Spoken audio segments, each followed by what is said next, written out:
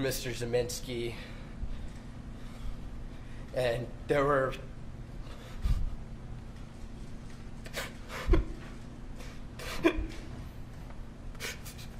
three people right there.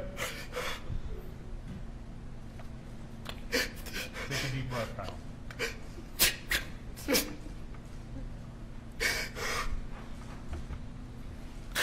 That's what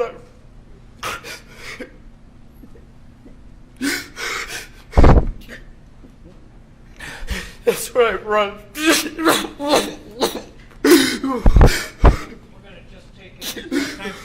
After he pulled the trigger on his AR-15, leaving 2 casualties, defendant Kyle Rittenhouse broke down on the stand. Many pointed to one issue. He was able to squeeze out 1 tear in the process. I never wanted to shoot Mr. Rosenbaum. Why'd you point it at him if you didn't have any intention of shooting? He was chasing me. I was alone. He threatened to kill me earlier in that night.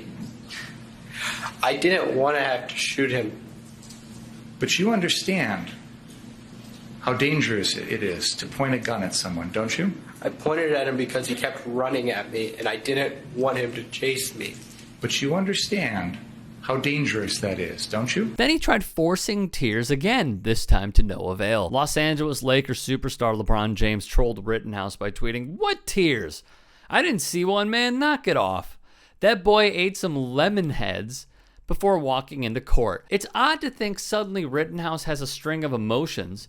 This past January, Rittenhouse was seen in a bar drinking beer with his mom wearing a free as F word t-shirt. He also gave the white power hand signal with his shirt. He also, on top of this, posed with the Proud Boys, who many label a domestic terrorist group.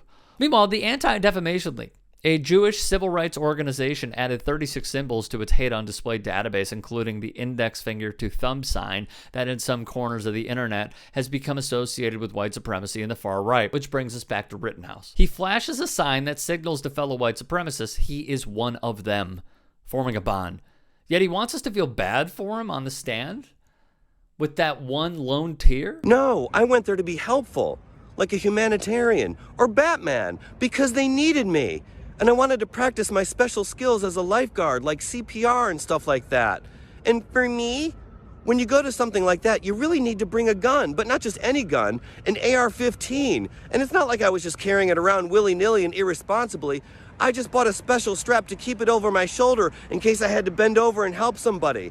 And I don't know why, at a racially tense demonstration like that, anybody would look at me, a nice, clean 18-year-old white boy with an illegally acquired assault rifle, and think that I look threatening. How could I look threatening? I'm an innocent, a babe in the woods, Little Red Riding Hood. But things didn't go down right, and something went bad, but I didn't do anything wrong.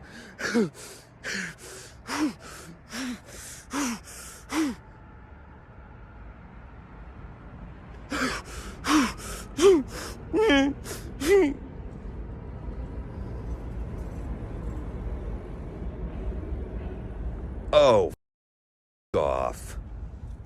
Kasim Rashid tweeted, Kyle Rittenhouse cries while testifying. He didn't cry when he got an illegal firearm and went across state lines, or when he murdered 2 innocent people and took a casual stroll, or when he violated bail and hung out with white supremacists. He cries now on trial for murder. Don't buy it. Mighty Keith added, I find it strange Kyle Rittenhouse didn't break down and cry after murdering people, but possibly facing jail time has him in tears all of a sudden. Now, to no surprise, right-wing people honed in on the dog whistles, calling LeBron unintelligent. This Karen works for alt-right outlet The Blaze. Seth Weathers likely triggered a racism watchdog to put out a response with this one as well, as did another host of The Blaze. We've seen the outcome they want and what it will do in the near future.